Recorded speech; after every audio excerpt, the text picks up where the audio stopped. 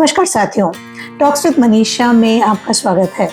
यहाँ हम नई नई किताबें पढ़ते हैं और मिलजुल कर बहुत कुछ चीज़ें सीखते हैं, उन्हें अमल करते हैं और ज़िंदगी को बेहतर बनाते हैं। आज हम एक बहुत ही महत्वपूर्ण विषय पर बात करने वाले हैं, फाइनेंस के बारे में, रुपयों के बारे में, अमीर बनने के बारे में, समृद्ध बनने के बारे में। और जब भी समृद्धि की बात आती है, फाइनेंस की बात आती है, तो पीटर लिंच की एक किताब है जिसका नाम है लर्न टू अर्न। ये किताब विश्व की गिनी चुनी किताबों में मानी जाती है और इसे पढ़ना यानी निवेश को, इन्वेस्टमेंट को पूरी तरह से समझना और सीखना। पीटर लिंच कौन है? पीटर लिंच दुनिया के सफल फंड मैनेजरों के लिस्ट में आते हैं। इन्होंने एक म्यूचुअल फंड मैनेज किया था जिसमें कई सालों तक करीबन 29% तक का मुनाफा इन्होंने दिलवाया था। इसीलिए इन्हें दुनिया के सबसे महान निवेशकों में गिना जाता है। इनकी किताब लर्न टू अर्न उन सभी के लिए है जो अमीर बनना चाहते हैं, जो अपने जीवन में कुछ बड़ा करना चाहते हैं, जो सिस्टमेटिक तरीके से आज तैयारी करना चाहते हैं और सालों के बाद अच्छा खासा पैसा इकट्ठा करना चाहते हैं। ये पर्सनल फाइनेंस पर लिखी गई बेस्ट किताबों में से एक है। साथियों, हम स्कूल में पढ़ते हैं, कॉलेज में पढ़ते हैं, बहुत सारे सर्टिफिकेशन करते हैं। हमें गणित तो सिखाया जाता है, हमें फिजिक्स सिखाया जाता है, केमिस्ट्री और बायोलॉजी भी सिखाया जाता है, लेकिन हमें अपने स्कूल और कॉलेज में फाइनेंस नहीं सिखाया जाता, इन्वेस्टिंग नहीं सिखाई जाती। हमें देश के बारे में बताया जाता है, देशभक्ति के बारे में बात की जाती है, लेकिन देश की अर्थव्यवस्था को आगे बढ़ने में हम मदद कैसे कर सकते हैं, हम उसकी उन्नति में योगदान कैसे दे सकते हैं, कैसे सेविंग कर सकते हैं, कैसे इन्वेस्ट कर सकते हैं और कैसे अपने बिजनेसेस को बड़ा बना सकते हैं, ये सब हमें नहीं सिखाया जाता। ये तो बिल्कुल भी नहीं कि कम उम्र में जैसे ही हम कमाना शुरू करें तब से हम प्रॉपर सिस्टमेटिक इन्वेस्टमेंट शुरू करें और धीरे धीरे इन्वेस्ट करके 15-20 सालों में एक अच्छी खासी वेल्थ इकट्ठा कर लें। ये किताब हमें सिखाती है कि कम उम्र से पैसों को बचाकर उन्हें काम पे लगाया कैसे जा सकता है, और जब हम उन्हें काम पे लगा देते हैं, उन्हें सही जगह पर निवेश कर देते हैं, तो हमारा भविष्य संपन्न होगा, ये तय हो जाता है। पीटर यहाँ शुरुआत करते हैं पैसों की ताकत की समझ विकसित करने से। यदि हमारे पास 1000 रुपये होते हैं और हमें 1000 रुपये का कुछ सामान खरीदना होता है, तो हम सोचते हैं कि हमारे 1000 रुपये खर्च हो जाएंगे और हम ज़्यादातर वो सामान खरीद लेते हैं और अपने आप को इस तरह से दर्शाते हैं कि हमारे पास कैपेसिटी है उस सामान को खरीदने की। लेकिन जो इन्वेस्टमेंट समझते हैं, जो पैसों की ताकत को समझते हैं, वो खर्चे को दूसरी तरीके से देखते हैं। पीटर लिंच को यदि 1000 रुपये खर्च करना है तो वो पहले सोचेंगे कि यदि मैं 1000 रुपये खर्च न करके निवेश करूं और इस निवेश पर 24% की दर से हर वर्ष मुनाफा मुझे मिलेगा, तो 20 साल में ये 1000 लगभग 1.25 लाख रुपए होंगे। तो वो इस तरह सोचेंगे कि यदि आज मैं 1000 रुपये यहाँ खर्च कर रहा हूँ तो मैं 1000 रुपये का नुकसान नहीं कर रहा हूँ, बल्कि मैं 20 साल बाद के 1.25 लाख रुपए का नुकसान कर रहा हूँ। जब आप भी इस तरह से सोचना शुरू करेंगे कि आप आज जो पैसा खर्च कर रहे हैं, यदि आप उसे शेयर बाज़ार में या म्यूचुअल फंड में या कहीं और समझदारी से लगा दें और कई सालों तक उसे लगा रहने दें, तो आप उसे कितने गुना बढ़ा सकते हैं। इस तरह की सोच डेवलप करके ही आप पैसे की असली ताकत को समझेंगे। जब भी आप कोई बहुत छोटी बचत भी करेंगे तो उसे सही से इन्वेस्ट करेंगे। इससे फ़र्क नहीं पड़ता कि आपकी इनकम क्या है, आप कितना भी कमाते हों, उसमें से आप जितना पैसा बचा सकते हैं बचाइए और उसे सही जगह पर इन्वेस्ट करते रहिए। कुछ लंबे समय के बाद, यानी 15-20 सालों के बाद, ये पक्की बात है कि आपके पास अच्छा खासा पैसा होगा। इसे कहते हैं पैसे की असली ताकत को समझना। कई सारे लोग ये सवाल उठा सकते हैं कि 15-20 साल के बाद महंगाई भी तो बढ़ जाएगी। लेकिन यदि आप सालों के आंकड़ों को उठाकर देखें तो महंगाई सामान्यतः 6% की दर से बढ़ती है, और यदि आप अच्छे स्टॉक खरीद लेते हैं तो अगले 15-20 सालों में आप लगभग 30 गुना ज़्यादा अमीर बन सकते हैं। साथियों, कई सारे लोग शेयर मार्केट में इन्वेस्ट करते हैं, लेकिन पीटर लिंच का शेयर मार्केट में इन्वेस्ट करने का तरीका थोड़ा सा डिफरेंट है। ज़्यादातर लोग सोचते हैं कि हमने यदि कोई शेयर 100 रुपये में लिया है, उसको 200 होने पर बेच दूंगा, और फिर जब वो कम होकर 150 पे आएगा तो फिर खरीदूंगा और 200 आने पर फिर बेच दूंगा। हो सकता है ऐसा करने में वो 1-2 बार सफल हो भी जाए, लेकिन ऐसा करने से हमें गलत तरीके के इन्वेस्टमेंट की आदत पड़ जाती है और किसी शेयर को हम सिर्फ 10 या 20% कमाने का जरिया मान लेते हैं। हम इसी साइकिल से बार बार कमाने की सोचते हैं, लेकिन पीटर लिंच यहाँ कहते हैं कि दुनिया का कितना भी बड़ा इन्वेस्टर क्यों ना हो, वो कभी भी मार्केट को टाइम नहीं कर पाया है।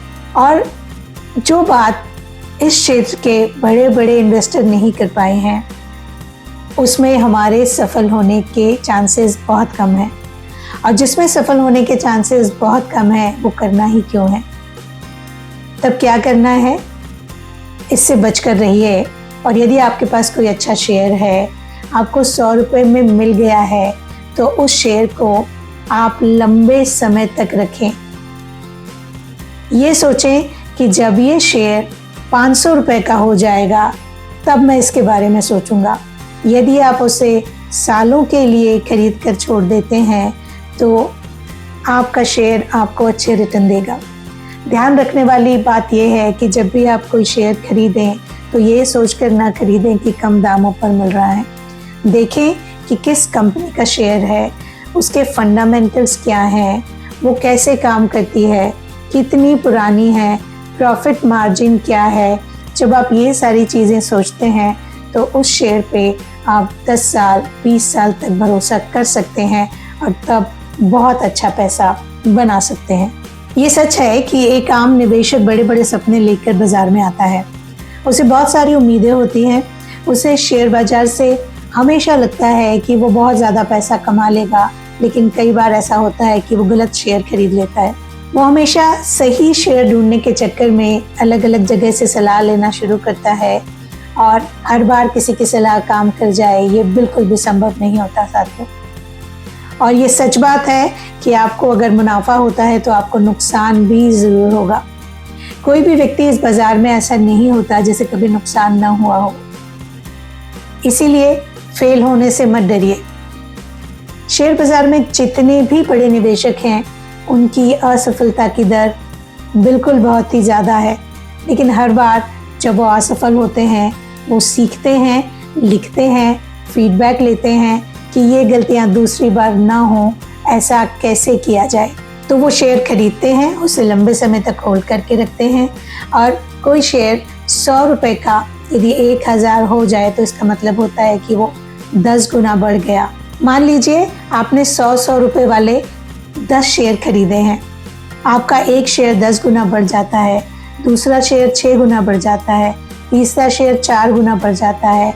बाकी के शेयर यदि 0 भी हो जाते हैं तो भी आप नो प्रॉफिट नो लॉस में होते हैं। आपको करना क्या है, यदि आपने कुछ गलत शेयर खरीदे हैं, यदि उसमें कुछ नुकसान हुआ है तो अपनी गलती से सीखिए और फिर सही शेयरों को खरीदिए। कंपनी के मैनेजमेंट पर ध्यान दीजिए, उस इंडस्ट्री को समझिए, कंपनी के प्रोडक्ट को समझिए, क्या प्रॉब्लम्स हो सकती हैं और क्या ऐसा हो सकता है जो इस कंपनी को लॉन्ग टर्म तक बड़ी कंपनी बना के रख सकता है। इस तरह की यदि स्टडीज़ आप करते जाएंगे तो धीरे धीरे आप अपनी गलतियां कम करते जाएंगे, और एक दिन ऐसा आएगा जब आप अच्छे शेयर खरीदेंगे और उन्हें सालों तक रखेंगे, अच्छा पैसा बनाएंगे, सुखी भी होंगे, सफल भी होंगे और समृद्ध भी होंगे। साथियों, यदि आप एक मोबाइल भी खरीदने जाते हैं और दुकान वाला कहता है कि ये 10,000 रुपये का है, 20,000 रुपये का है, तो आप तुरंत नहीं खरीद लेते। आप कहते हैं कि इसके बारे में कुछ बताइए, कौन सा मॉडल है, रैम कितनी है, स्क्रीन कितनी अच्छी है, बैटरी कितना चलेगी, कैमरा कितने मेगापिक्सल का है, और उसके बारे में रिव्यूज़ पढ़ते हैं। जब आप एक छोटा सा सामान खरीदने के लिए इतनी सारी इंक्वायरी करते हैं, तब आप शेयर खरीदते टाइम किसी की भी बात क्यों मान लेते हैं? आप ये कैसे सोच सकते हैं कि 8-10 जगह आप इंक्वायरी करेंगे, वहाँ से जो भी शेयर खरीदने के लिए सलाह देगा उसमें से कोई एक सलाह मानेंगे और उसे खरीद लेंगे, और आप विश्वास कर लेते हैं कि वो सलाह सही होगी?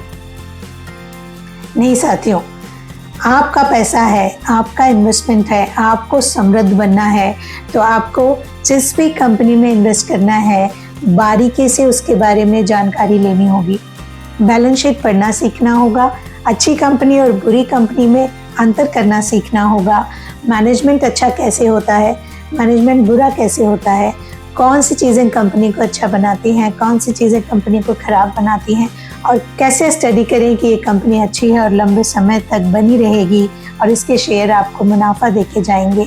इसके लिए थोड़ी सी मेहनत करनी होगी। अपने को रोज़ या हफ्ते में एक बार कंपनियों के बारे में स्टडी करने की आदत डालें, बाज़ार में क्या चल रहा है वो समझें, कौन सा सेक्टर अभी बूम पर है, कौन सा सेक्टर साइलेंट है वो समझें, और जब आप थोड़ी थोड़ी पढ़ाई करने लग जाएंगे तो धीरे धीरे आप इस विषय में मास्टर हो जाएंगे। पीटर यहाँ एक और बहुत महत्वपूर्ण बात सिखाते हैं। सामान्यतः लोग जब कमाना शुरू करते हैं तो सोचते हैं कि मैं अभी 1000 रुपये ही बचा पाता हूँ, या 2000 रुपये ही बचा पाता हूँ, या 500 रुपये ही बचा पाता हूँ। जब मैं ज़्यादा पैसा बचाना शुरू करूँगा तब मैं इन्वेस्ट करना शुरू करूँगा। पीटर कहते हैं कि जितनी जल्दी आप शुरू कर सकते हैं उतनी जल्दी शुरू करिए। जब आप यंग होंगे, जब आप थोड़ा थोड़ा बचा रहे होंगे, आपके पास छोटी छोटी सेविंग होंगी, तो उससे 2 फ़ायदे होंगे। एक तो आप इन्वेस्ट करने की आदत डाल लेंगे, आप सेविंग करने की आदत डाल लेंगे। जब आप छोटे छोटे इन्वेस्टमेंट करेंगे तो आप गलतियां भी करेंगे, और छोटे इन्वेस्टमेंट में ही गलतियां कर करके आप सीख जाएंगे, और जब आपके पास थोड़ा ज़्यादा पैसा बचाने को होगा, आपकी समझ बढ़ चुकी होगी, आप जानते होंगे कि किस तरह के स्टॉक्स में इन्वेस्ट करना है, या किस तरह के म्यूचुअल फंड में इन्वेस्ट करना है, या कितने सालों के लिए इन्वेस्ट करना है, और कितने % का रिटर्न मिलेगा, तो आपका धन 10 साल में, 15 साल में या 20 साल में इतना हो जाएगा जितना आप चाहते हैं। उसकी पूरी प्लानिंग करके आप तब सही तरीके से इन्वेस्ट करना सीख जाएंगे। इसलिए जितनी जल्दी हो सके इन्वेस्टमेंट की शुरुआत कर दीजिए। पीटर ये मानते हैं कि जोखिम को पूरी तरह खत्म नहीं किया जा सकता, यानी रिस्क तो ज़िंदगी का हिस्सा है, लेकिन समझदारी से इसे नियंत्रित ज़रूर किया जा सकता है। वो मानते हैं कि आपको हमेशा इन्वेस्टमेंट में डाइवर्सिफिकेशन करना चाहिए, यानी कभी भी एक ही जगह पूरा पैसा नहीं इन्वेस्ट करना चाहिए। यदि आप एक साथ कई क्षेत्रों में निवेश करेंगे, जिससे यदि एक जगह गिरावट होती है तो बाकी जगह आपका पैसा सेव रहेगा, ये सोच डेवलप करना ज़रूरी है। और वो कहते हैं कि डर और लालच 2 सबसे बड़े शत्रु हैं इन्वेस्टमेंट के। जब बाज़ार गिरता है तो आपका डर कहता है कि जो कुछ भी है उसे बेच दिया जाए, और जब तेज़ी आती है तो आपका लालच कहता है कि जितना चाहे उतना खरीद लिया जाए। लेकिन एक समझदार निवेशक हमेशा इन भावनाओं से ऊपर उठकर लॉन्ग टर्म सोच के लिए काम करता है, और जब हम इतने समझदार हो जाते हैं तो हम बहुत समझदारी से इन्वेस्ट करते हैं, और हमारा इन्वेस्टमेंट हमें सालों बाद समृद्ध बना देता है। आइए आखिर में हम ये समझते हैं कि इस किताब से हम क्या क्या सीख सकते हैं। सबसे इम्पॉर्टेंट बात, हर व्यक्ति निवेशक हो सकता है। निवेश सिर्फ विशेषज्ञों का खेल नहीं है। यदि आपके पास समझदारी, अनुशासन और सीखने की इच्छा है, आप बिल्कुल सफल निवेशक बन सकते हैं। दूसरा, पैसा कमाने के लिए नहीं, निवेश करने के लिए भी होता है। इतनी सी बात समझने की है कि यदि आप समृद्ध होना चाहते हैं तो आप नौकरी या व्यापार से समृद्ध नहीं होते, बल्कि आप जो पैसा कमाते हैं उसे अपने लिए काम पर कैसे लगाते हैं, इन्वेस्ट कैसे करते हैं, उससे समृद्ध होते हैं। तीसरी, पूंजीवाद को समझने की ज़रूरत है। कंपनियां कैसे काम करती हैं, मुनाफा कैसे कमाया जाता है, शेयरधारकों को लाभ कैसे होता है, ये समझना ज़रूरी है। चौथा, शेयर बाजार कोई जुआ नहीं है। ये एक सुव्यवस्थित प्रणाली है जहां सही जानकारी और सोच के साथ लंबे समय तक निवेश करके अच्छा मुनाफा कमाया जा सकता है। पांचवा, कंपनी की कहानी को समझें। साथियों, हर कंपनी के पीछे एक कहानी होती है। वो क्या बनाती है, क्या बेचती है, कैसे बेचती है, मुनाफा कितना है, संभावनाएं क्या है। इन सवालों के जवाब जब हमें मिल जाते हैं तो हमारा इन्वेस्टमेंट आसान हो जाता है। छठवीं बात जो सीखने की है कि बैलेंस शीट, लाभ हानि विवरण, कैश फ्लो स्टेटमेंट, ये सारी रिपोर्ट्स कैसे पढ़ी जाती है, इसे सीखिए। इससे कंपनी की आर्थिक स्थिति का पता चल जाता है। सातवीं बात, निवेश में भावना नहीं, तर्क जरूरी है। पीटर कहते हैं कि किसी शेयर से प्यार मत करिए और किसी शेयर से नफरत भी मत करिए। डर को अपने से दूर कर दीजिए और लालच को भी अपने से दूर कर दीजिए। आठवीं बात, कंपाउंडिंग के महत्व को समझिए। पीटर कंपाउंडिंग को आठवां अजूबा कहते हैं। कंपाउंडिंग करने से थोड़ा थोड़ा निवेश बहुत बड़ा धन बन जाता है। नौवीं बात, लंबी अवधि का नजरिया अपनाएं। शेयर बाजार में कभी भी जल्दी लाभ नहीं मिलता, बल्कि यदि आप लंबी अवधि के बारे में सोचते हैं तो लाभ जरूर मिलता है। 10वीं बात, यदि आप किसी कंपनी के उत्पाद को नहीं समझ पा रहे हैं, उसका इस्तेमाल नहीं करते हैं, उसमें आपका कोई इंटरेस्ट नहीं है, तो उस कंपनी में इन्वेस्ट करने में भी इंटरेस्ट मत रखिए। 11वीं बात, जब भी गिरावट हो तो पैनिक मत होइए, उसे अवसर की तरह देखिए। जब शेयर गिरते हैं तब बेचने का नहीं, खरीदने का समय होता है। 12वीं बात, डाइवर्सिफिकेशन पर ध्यान दीजिए। कभी भी एक जगह, एक क्षेत्र में, एक कंपनी में एक तरीके के इन्वेस्टमेंट के पीछे मत भागिए। अलग अलग क्षेत्रों में इन्वेस्टमेंट करिए, इससे आपका रिस्क मैनेजमेंट होता है। 13वीं बात, जितनी जल्दी आप निवेश शुरू कर सकते हैं उतनी जल्दी निवेश करें। साथियों, उम्मीद ही नहीं, पूरा विश्वास है कि आज हमने पैसों को लेके बहुत सारी अच्छी बातें सीखी है। सवाल सिर्फ इतना सा है कि आप इसे अमल में लाना कब से शुरू करते हैं। कल जिंदगी में कभी नहीं आता है। आज अभी इसी वक्त निर्णय लीजिए, अपने फाइनेंसेस को समझिए, अपने धन की आवक और जावक पे कमांड करिए, सेविंग करना शुरू करिए, इन्वेस्टमेंट करना शुरू करिए। और जब आपका इन्वेस्टमेंट आपको कुछ अच्छी स्थिति में दिखने लगे तब खुश होइए कि आज हमने कोई बहुत अच्छी बात सीखी थी। आपके विचार इस किताब को लेके और आज की बातों को लेके कुछ भी हो, हमें ज़रूर लिखिएगा। ऐसी बहुत सारी किताबें पढ़ने के लिए हमें सब्सक्राइब करिएगा, बेल आइकन प्रेस करिएगा। अगली किताब को पढ़ते हुए आपसे फिर मुलाकात होगी। तब तक के लिए अपना ख्याल रखिएगा।